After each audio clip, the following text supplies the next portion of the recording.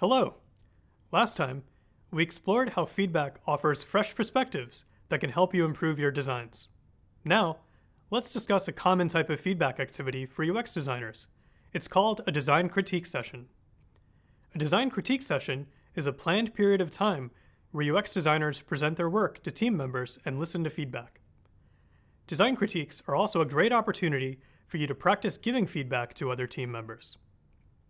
These sessions are a chance for many people to come together to exchange ideas and make a collective choice on a design direction, in person or remotely. When you hear the phrase design critique session, you might picture yourself showing up in front of a group of people and waiting to receive comments about your performance. You might even imagine defending yourself from an army of team members. Fortunately, that's not the case. If design critique sessions are planned with clear objectives and good preparation, they can be very useful. Plus, they can even improve the ways you and your team work together in the future. So, what does a crit session look like in the real world? Let's start with the participants. In a design critique, participants can play one of three main roles: facilitator, presenter, or reviewer. First, there's the facilitator. Their job is to run the crit session and guide the process. They might also monitor the time and make sure that the objectives are being followed. On top of that, they'll make sure that everyone's voice is included and that there's enough time for all ideas to be shared. Keep in mind, not every design critique needs to be run by a facilitator. The second role is the presenter. This is the designer who is sharing their work with others in the session. If you're the presenter, you need to prepare beforehand, be actively engaged, and be ready to ask questions for clarification after feedback is given.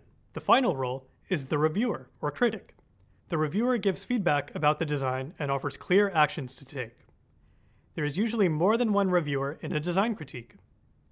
At some point in your UX design career, you'll have an opportunity to be in each of these roles. That's why it's important to know how all three of the roles work together during a design critique. One more thing. There might sometimes be a fourth role, a note taker. This person can capture all of the ideas and feedback from the reviewers, so that the presenter can stay fully present and focused. So, how do these roles work together in a crit session? There's not one right way, and a design critique session can follow lots of different structures. To give you an idea, here is one structure that a design critique session might follow. First, the facilitator provides an overview of the design critique session and defines the objectives. The objectives tell the participants the goals of the design critique. Ideally, objectives are specific and time-bound. For example, the objective of a design critique session might be to get initial feedback on the mock-ups for the booking process in our dog walker app. Next, the presenter shares their design work. As they present their designs, reviewers begin to jot down their feedback in the form of questions, ideas, likes, or challenges. After that, the facilitator lets the reviewers take turns explaining their feedback. At this time, the presenter can ask clarifying questions and thoughtfully respond to the feedback. Finally, the facilitator wraps up the crit session. Part of the wrap-up includes the facilitator asking any questions tied to the objectives that may not have already been covered. All right, now you know the different roles you might have in a critique session and how a design critique session should be structured.